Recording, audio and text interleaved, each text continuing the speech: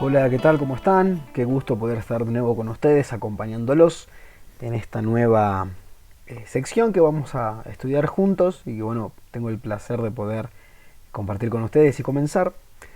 Vamos a tener un estudio con varios conceptos el día de hoy, así que voy a tratar de hacer lo más simple posible. Voy a tratar de explicar eh, para no irnos por las ramas, ¿no? Porque uno por ahí tiende a querer divagar, pero vamos a ser concisos. Vamos a estar hablando acerca de si Dios es verdadero, ¿no? En este primer estudio que vamos a tener juntos, y después ustedes van a seguir con otras personas más, así que permítanme por favor orar y vamos entonces a estudiar en esta tarde acerca de Dios, ¿no? Vamos a orar entonces. Padre Celestial, te damos gracias por este privilegio que tenemos de conocerte. Gracias por el privilegio que tenemos de poder, Señor, saber mediante la fe que estamos hablando contigo, y ayúdanos en esta tarde a poder apreciar y abrazar esta verdad de que tú eres verdadero. Lo dejamos en tus manos y oramos en nombre de Cristo Jesús. Amén. Muy bien, Dios es verdadero. Esa es la pauta. Yo lo puse entre signo de preguntas, pero es también el título de la predicación. Vamos a partir de algunos conceptos previos, como les decía, para poder entender esta tarde hasta dónde podemos llegar, ¿no? Hablamos acerca de verdad, ¿no? Bueno, todos comprendemos que existen dos tipos de verdades, ¿no? La ciencia va a hablar acerca de verdades absolutas y verdades relativas. Acá tengo unas definiciones, vamos a ver la definición más simple posible, ¿no? Para que podamos entenderlas bien, estas dos verdades.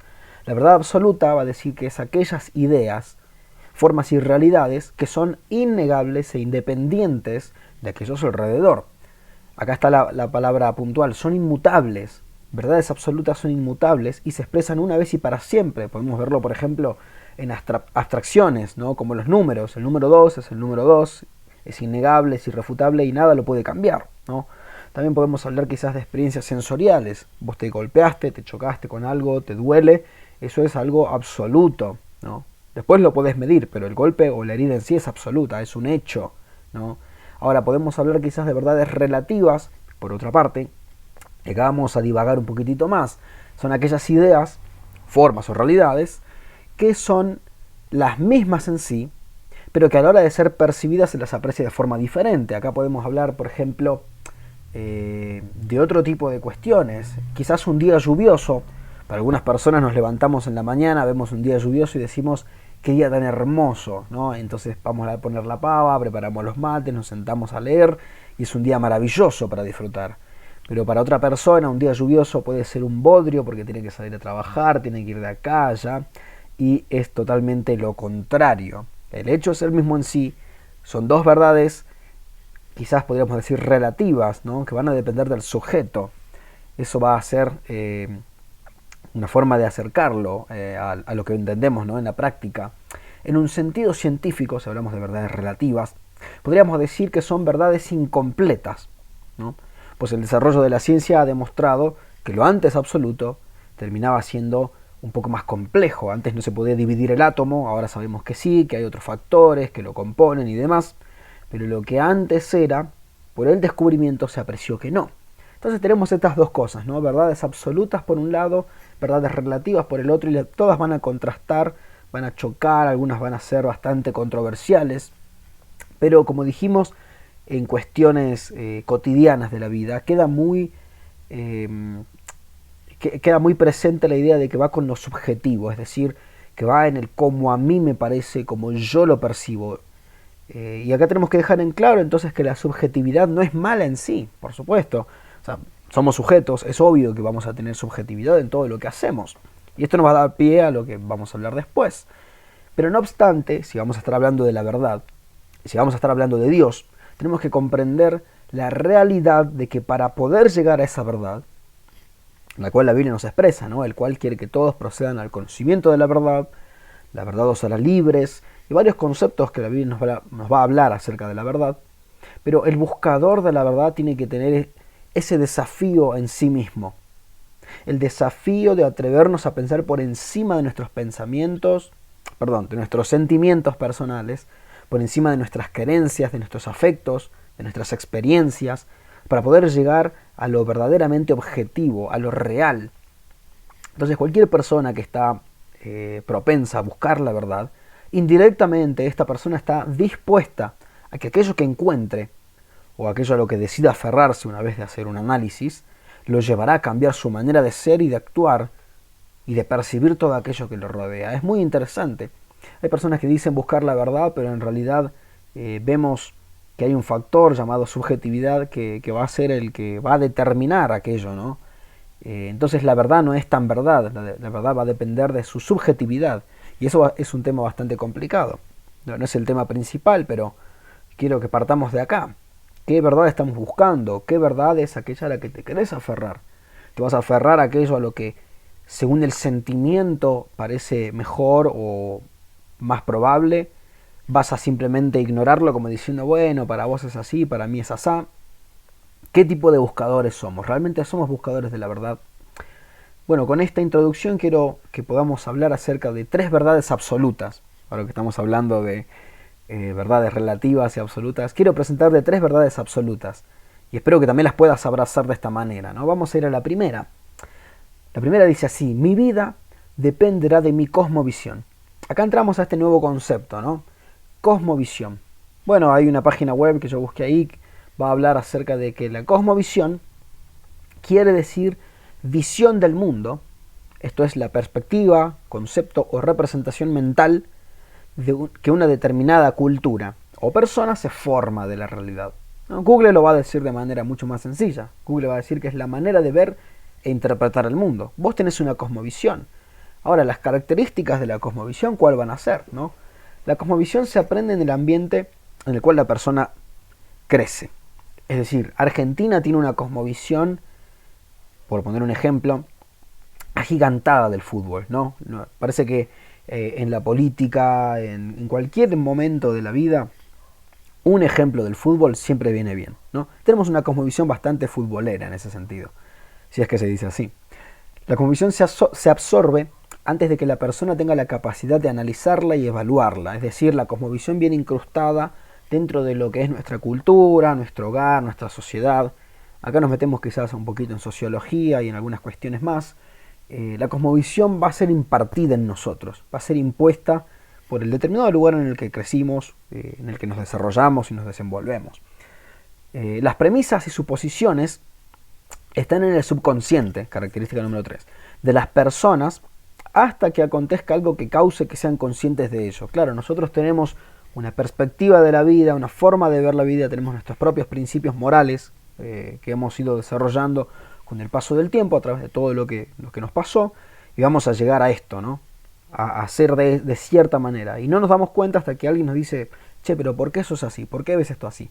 ¿No lo consideraste de esta manera? Y ahí nos damos cuenta de que nunca lo habíamos pensado, ¿no? La cosmovisión viene impartida dentro nuestro, dentro del subconsciente. Ahora, la cosmovisión está en el centro de todos los subsistemas de la cultura. Y hay una distinción, y esto lo vamos a ver un poquitito más adelante, con mayor detalle, hay una distinción entre cosmovisión y religión. Ahora, los factores de una cosmovisión, como dijimos recién, pueden ser el género. Las mujeres ven muy diferente a los varones, eso es absolutamente obvio. La moral, la educación, la economía, la ética, la familia, el lenguaje, la política. Y después vamos a ver un elemento más. Pero claro, tenemos una cosmovisión de todos estos aspectos, y todos estos aspectos a nosotros nos trastocan de manera diferente. Es decir, hay gente que va a tener una moral mucho más desarrollada y por la cual se va a regir. Hay gente que se va a regir en cuanto a la lealtad de la familia. Hay gente que va a regirse conforme a lo que entiende en su sistema educacional, como vemos los adoctrinamientos hoy en día en algunas instituciones. La economía, la política, el hecho de no tener posiciones concretas en esto ya es una cosmovisión del tema, es decir, no nos interesa mucho, pero eso ya es una postura, ¿no? Entonces vamos a ver todo esto. Bíblicamente, para ya ponerlo en un sentido más bíblico, podríamos expresarlo de la siguiente manera. Y allí tenemos Proverbios 23:7, ¿no? Va a venir hablando de una persona egoísta, y el 23:7 va a decir, porque cuál es su pensamiento en su corazón, tal es él. Bueno, el versículo sigue, como mi bebé te dirá, mas su alma no estará contigo. Podríamos dejarlo hasta acá. Y la psicología va a decir esto, ¿no? Somos lo que somos, pero a la vez somos lo que somos porque nos pasó algo, ¿no? Ese va a ser el postulado más común. entonces no somos por completo responsables de nuestras acciones. No sos totalmente el culpable, si quieres decirlo de esta manera, de ver la vida como la ves, porque en realidad te pasó algo para que la vieras así. Podríamos dejarlo hasta acá, pero acá llegamos al primer concepto que nos desagrada a todos, y es el concepto del pecado. Esta es la otra característica, el otro factor que también va a influir en nuestra cosmovisión, el pecado. El pecado personal de cada uno va a condicionar todo aquello que conforma nuestra cosmovisión, obviamente, ya que al ser un deseo interno, reside dentro de nosotros. Este nos va a condicionar en perspectiva y en la manera de desenvolvernos. Podemos ver esto, por ejemplo, en Mateo capítulo 15, allí del 10 al 11.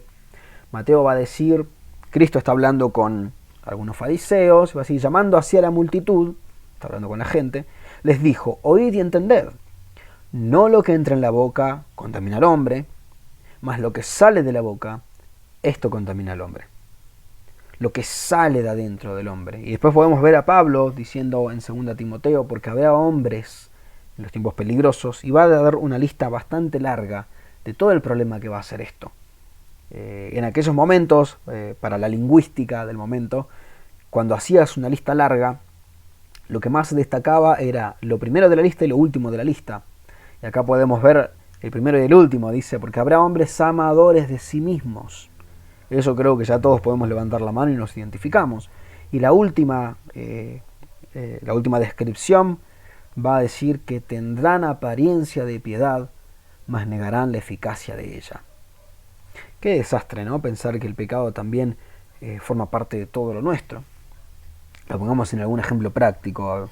El fin justifica los medios, decimos a veces. Y para algunas personas suena bastante noble. Es una buena intención, es un buen deseo del corazón que exige el sacrificio de correr el límite de la moral. Y en realidad a veces lo único que hacemos es romantizar el pecado y terminamos llamándole a lo malo bueno. Mike Licona, el presidente de una fundación de Estados Unidos evangelística, él va a dar una charla y en esta va a hablar en cuanto a la cosmovisión, va a hablar en cuanto a por qué el cristianismo también es correcto. Es una charla bastante interesante. Y él va a decir lo siguiente: si tomo una mala decisión al comprar un reloj, puedo comprar otro. O un auto, cambiarlo y conseguir otro. Pero si tomo la decisión incorrecta con la cosmovisión, tengo el potencial de impactar mi eternidad. Esto nos lleva al siguiente punto. Dijimos recién, mi vida dependerá de mi cosmovisión. Ahora, el siguiente punto es, mi eternidad dependerá de mi comprensión de quién es Dios. Claro, reconocer a Dios implica muchísimas cosas, no solamente el hecho de un teísmo barato, o bueno, deísmo, si más precisamente creo que es, de decir, bueno, Dios está, y lo dejo ahí. Eso ya es una cosmovisión que limita mi comprensión de quién es Dios, totalmente, ¿no? Ahora, si hacemos una prueba real de las religiones, si vamos a analizar cada una, vamos a ver que cada uno también tiene su sistema de cosmovisión, por el cual se van a regir, eso es obvio. Pero también en lo personal, abrazar la idea de Dios, y acá ya entramos más a lo que estamos hablando, de si Dios es verdadero o no, entrar a esta premisa y poder abrazar un concepto real va a implicar un desarrollo de una investigación que tenemos que ir haciendo a lo largo del tiempo. Bueno, si nos vamos al ateísmo, podemos decir que todo esto es absurdo porque no hay nada después de la vida, entonces estaríamos simplemente perdiendo nuestro tiempo. Y hay que disfrutar la vida porque la vida es corta.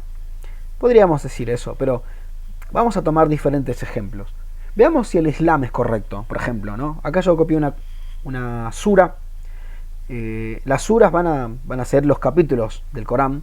El Corán va a tener 114 capítulos.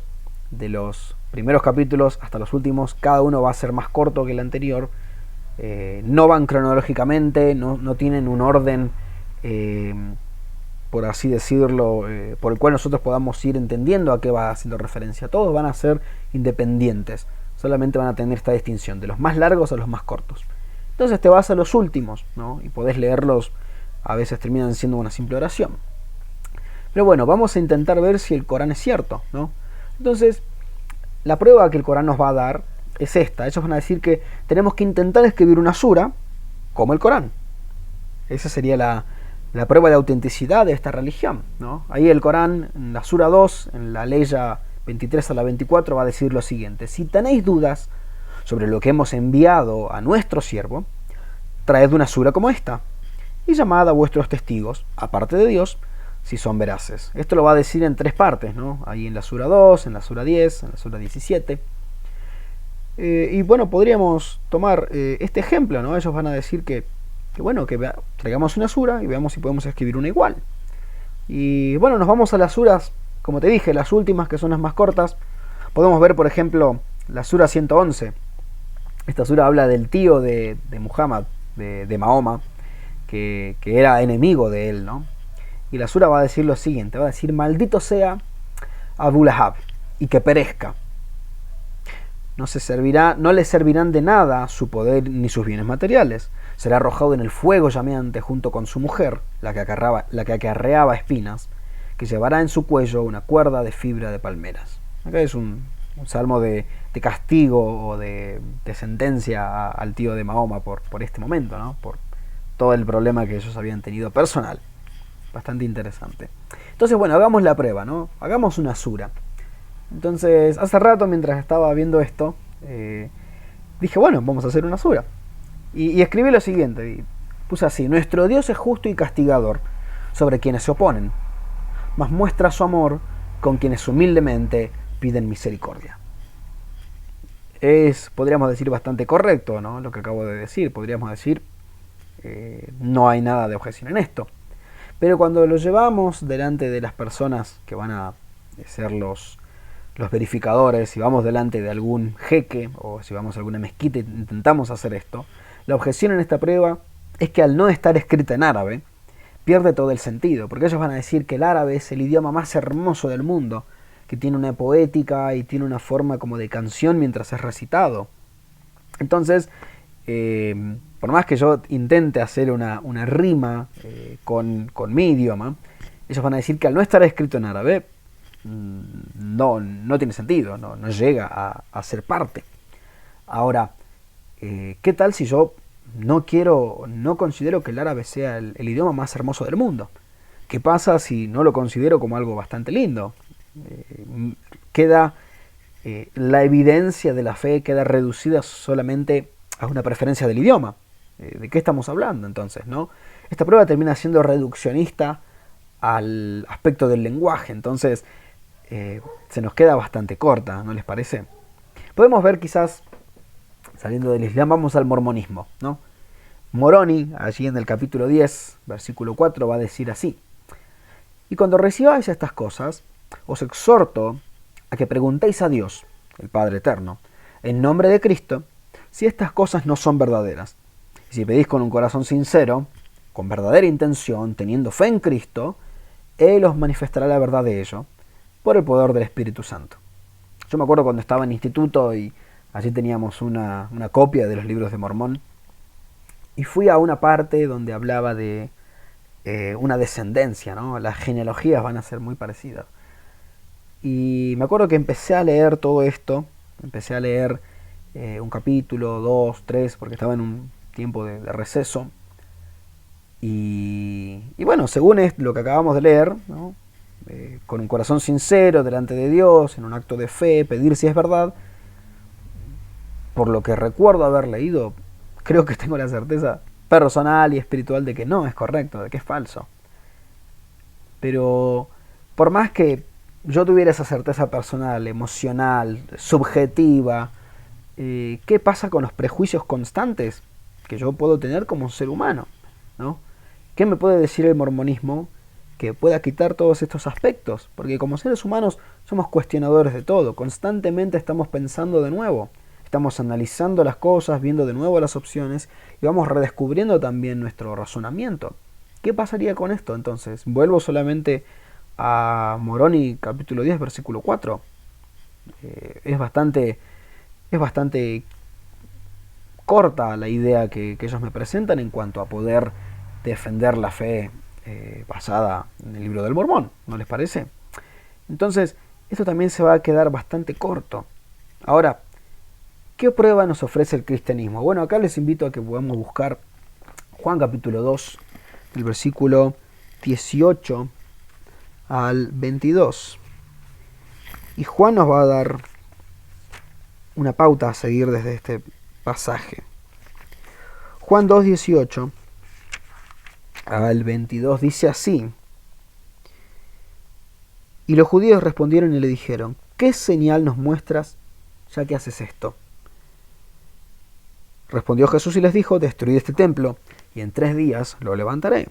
Dijeron luego los judíos: en 46 años fue edificado este templo, y tú en 3 días lo levantarás. Mas él hablaba del templo, de su cuerpo. Ahora, acá no estamos viendo la idea de poner a prueba un lenguaje, no estamos hablando de la idea de poner a prueba un sentir personal propio delante de Dios, a través de una introspección espiritual o emocional. Acá estamos hablando de una prueba tangible. Cristo está hablando de algo objetivamente serio. Él estaba hablando de su cuerpo. Y así más adelante va a decir, ¿no? Por tanto, cuando resucitó de entre los muertos, versículo 22, sus discípulos se acordaron que había dicho esto y creyeron la escritura y la palabra que Jesús había dicho. Ahora, esta prueba no es cualquier prueba. Estamos hablando de la vida y resurrección de un hombre. Ahora, cuando hablamos de la resurrección de Cristo, bueno, podemos ir a buscar las fuentes. ¿Cuál fuente sería la más apropiada? Acá podemos hablar, bueno, los evangelios, ¿no? Por supuesto, los evangelios cuentan la historia de Jesús. Entonces podemos decir, bueno, Mateo y Juan fueron los discípulos principales, los discípulos oculares que estuvieron con Jesús. Ellos escribieron Mateo y Juan. Entonces podemos decir que son fuentes muy confiables, ¿no? Es decir, ellos son testigos oculares de todo lo que pasó. Bueno, Marcos se dice que no fue un discípulo exacto de Jesús, pero toda la recopilación de Marcos va a tener mucha influencia de parte de Pedro, ¿no? Vamos a ver después la Lucas. Lucas al principio a él va a hablar, ¿no?, de que puso en orden toda la información que había juntado de los testigos oculares para escribírsela a Teófilo, ¿no? Eso va a decir los primeros versículos de allí del libro de Lucas, para darle orden al acontecimiento de Jesús. Entonces, tenemos estas 4 fuentes, los evangelios. Son considerables y muy buenas para aferrarnos a ellas. Pero acá viene una fuente que yo creo que va a ser la más abrazada, ¿no?, para defender el cristianismo, o la fe, más que nada. Y acá vemos a Pablo. Y bueno, vemos las cartas de Pablo, ¿no? Pablo escribió 13 cartas del Nuevo Testamento, pero ¿por qué Pablo va a ser la carta principal de defensa que tenemos? Bueno, Pablo, tenemos que analizar cuestiones. Pablo no era cristiano en ese momento. Bueno, se considera que Pablo ya en ese momento era contemporáneo a Jesús, quizás estuvo en algún momento puntual durante su ministerio, quizás lo vio en algún momento discutiendo con los fariseos, estuvo en algún momento quizás cerca, sabía quién era Jesús. Esto lo llevaba obviamente a ser perseguidor de la iglesia en el primer tiempo, por supuesto. Vemos allí cómo él asolaba la iglesia y estuvo presente delante de el momento en el que fue martirizado Esteban, ¿no? Pero también podemos ver no solo que no era cristiano, no solo que era perseguidor, sino que él tuvo un encuentro con Jesús resucitado, lo cual cambió drásticamente toda su vida, llevándolos de ser aquel que asolaba a la iglesia y daba muerte a sus hermanos en la fe próximos, llevándolos desde este punto a ser considerado después otro de los mártires de la fe. Bueno, vamos a ver más evidencias de Pablo entonces. Pablo también conoció a los apóstoles, ¿no? Vemos allí en Hechos que él va a llegar hasta Jerusalén, va a presentar delante de ellos todo lo que había acontecido en los viajes misioneros. Él va a decir que llegó a los gentiles y va a contar todo delante del concilio allí, ¿no? Donde va a conocer a Pedro y Santiago, que va a ser el hermano Jesús, Jacobo. Pero allí en Gálatas, capítulo 2, del 1 al 10, vemos este relato, ¿no? Pablo va a contar cómo llegó allí, se reunió con ellos, y un versículo puntual va a decir que le extendieron la mano en señal de compañerismo, ¿no?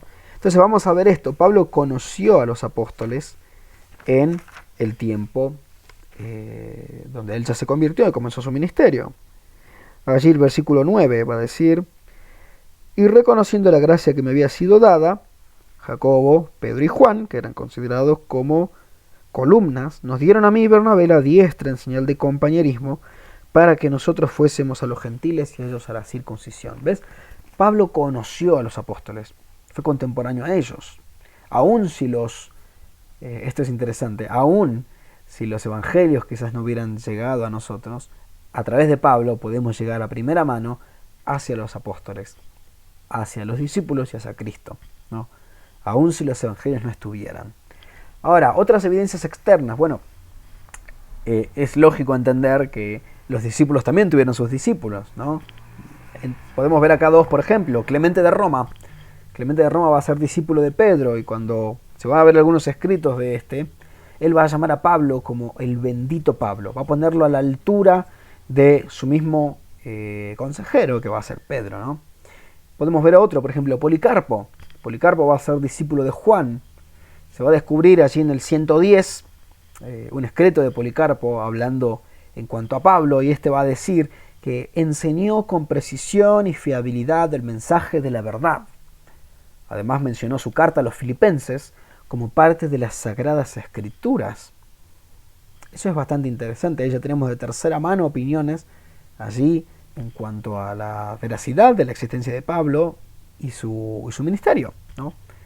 Ahora, todos nos hablan acerca de, y Pablo va a decir en cuanto a su evangelio, ¿no? Pedro, Santiago y Juan van a dar la señal de compañerismo. Ellos van a hablar acerca de que Pablo enseñó con precisión y fiabilidad el evangelio. Ahora, ¿cuál es el evangelio que Pablo enseñaba? Esto lo vemos allí en 1 Corintios capítulo 15, de los versículos 1 al 8. Va a decir así, dice: porque primeramente, versículo 3, os he enseñado lo que asimismo recibí, que Cristo murió por nuestros pecados, conforme a las Escrituras, que fue sepultado y que resucitó el tercer día, conforme a las Escrituras.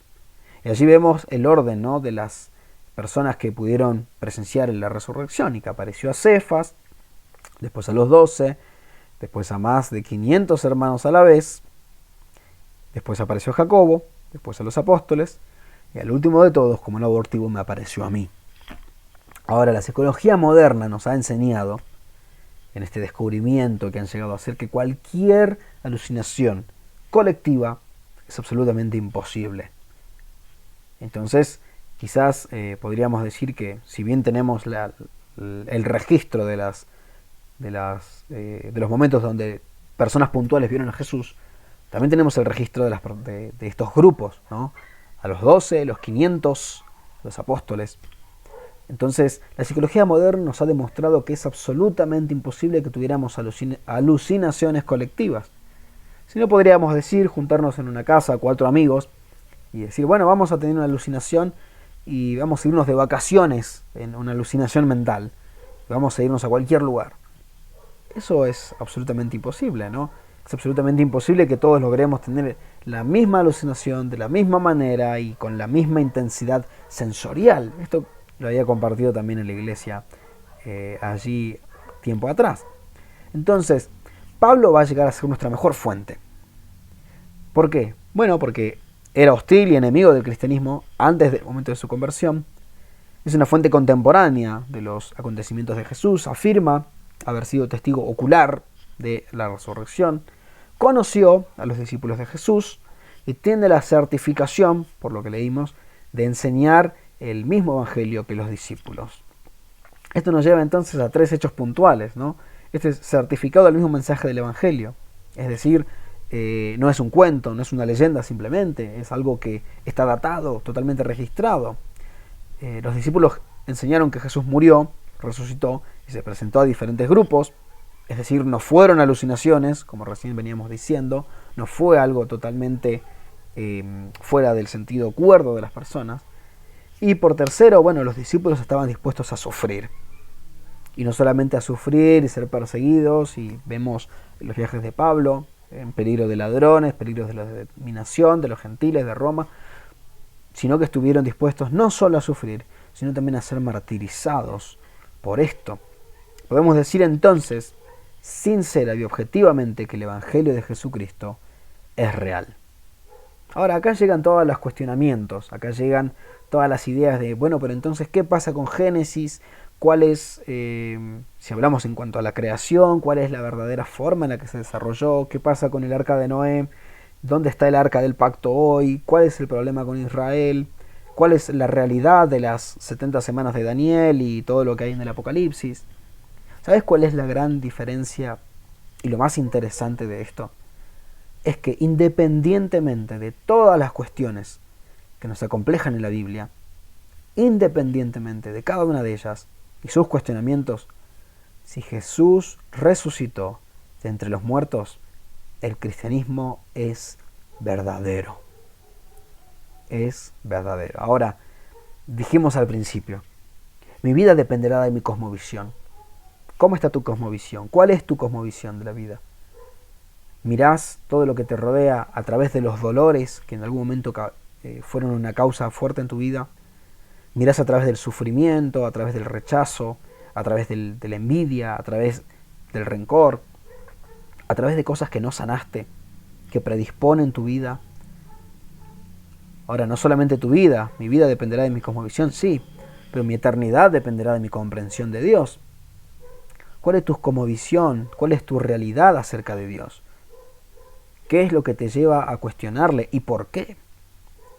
Vimos estas dos, pero ya para terminar vamos a ver la última. Y acá vamos a ver que mi vida cristiana dependerá de mi conocimiento de Dios. Acá podemos hablar de muchos conceptos, pero para no hacerlo demasiado largo, quiero que este punto te lo lleves vos. Que puedas agarrar una hoja y podés comenzar a escribir cuánto conoces de Dios. ¿Cómo es Dios? ¿Quién es Dios? Yo sé que en la iglesia están comenzando a ver lo que son los atributos de Dios este año. Bueno, ¿cuánto conocemos a Dios?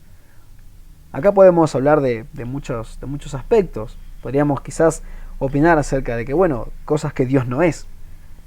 Dios no es absurdo, por ejemplo. ¿Por qué? Porque Él no nos pediría algo que vaya en contra de otra cosa que es como Él.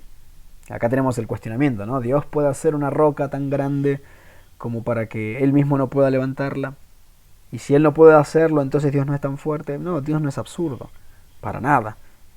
Dios no es incoherente, porque no nos pediría hacer algo que va en contra de sí mismo.